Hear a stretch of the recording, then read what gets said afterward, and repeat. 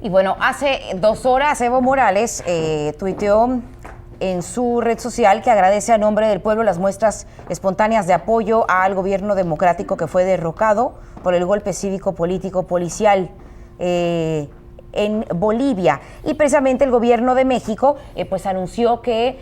acepta que la solicitud de Evo Morales de darle asilo político en nuestro país. Y se encuentra con nosotros el doctor Jeremías Zúñiga, como cada lunes, para hablarnos de esta agenda internacional y ha sonado mucho los golpes de Estado en las últimas semanas. ¿Por qué es diferente el contexto en Bolivia que en México? Gracias, Carolina. Bueno, lo primero que debemos de valorar es el tema poblacional. Lo que hoy se está viviendo en este caso en Bolivia, hablamos que es una población cercana a los 11.200.000 habitantes, muy por debajo de los 135 millones que tiene México, y también este tipo de conflictos que se han presentado en Centro y Sudamérica, donde vemos los problemas que tiene Nicaragua, pero hablamos que Nicaragua también tiene una población de alrededor de 6,5 millones, es decir, es más grande la población tan solo del estado de Veracruz. O vemos el caso de Uruguay, que el día de ayer precisamente daba un mensaje el expresidente, pero Uruguay es un país con 3,5 millones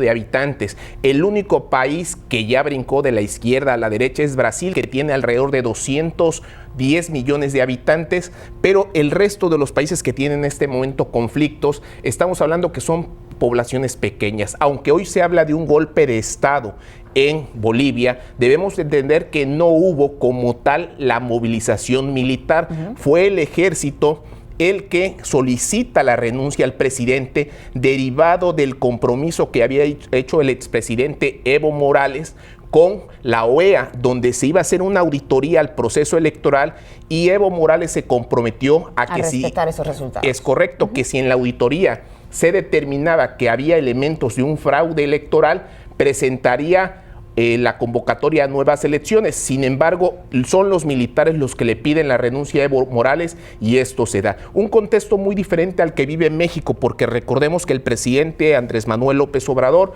hace un par de semanas hablaba del posible intento de golpe de Estado, aunque después él mismo lo desacredita, lo descarta, y debemos entender que México, por los más de 135 millones de habitantes que tenemos, donde una economía no depende de un solo sector, sino tenemos una economía diversificada, donde tenemos relaciones comerciales, donde tenemos fuertes instituciones como es el Ejército, la Marina, las Fuerzas Armadas en general, es muy difícil que se dé esta situación en México. Como bien se señaló, México ha mantenido una postura de reconocer a Evo Morales hasta el último minuto, y hace un momento Marcelo Ebrard ya le dio formalmente el asilo solicitado por Evo Morales. Pero esto que estamos viendo en Bolivia es un antecedente de la desigualdad social. Si bien es cierto, Bolivia ha salido en los últimos años de la crisis de pobreza que vivía, el hecho de que Evo Morales haya modificado la constitución de su país, las leyes,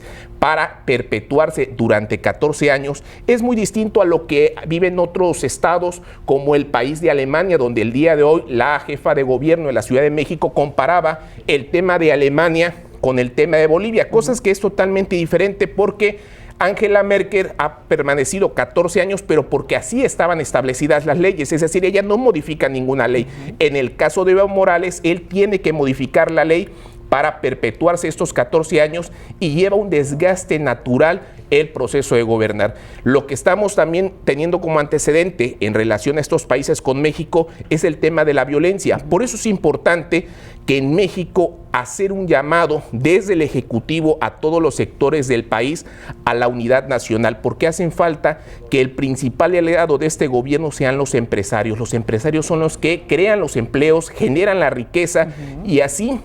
si se crean más empleos, el presidente, el Ejecutivo va a tener más recaudación de impuestos para implementar sus programas sociales. Los programas sociales por sí mismos no alcanzan para resolver los problemas económicos que viven los mexicanos, y debemos de tener presente que cada 15 minutos hay un homicidio doloso. Aquí tuvimos un homicidio de alto impacto el sábado pasado. Sin embargo, lo que pasó con el exdiputado Molina, lo que pasa con la familia Levarón, lo que pasa en Sinaloa, lo que pasó en San Fernando, que hoy está olvidado, deben de ser hechos que nos llamen a la reflexión y a cambiar la política en materia de combate a la violencia. De lo contrario, esto se va a ir agravando más. Por eso es muy importante que se haga un llamado a la unidad nacional, que se deje de dividir a los mexicanos y entre todos resolver los problemas de violencia e inseguridad, porque lo que hemos visto este fin de semana en Veracruz y en general lo vemos en todos los estados, es que los actores políticos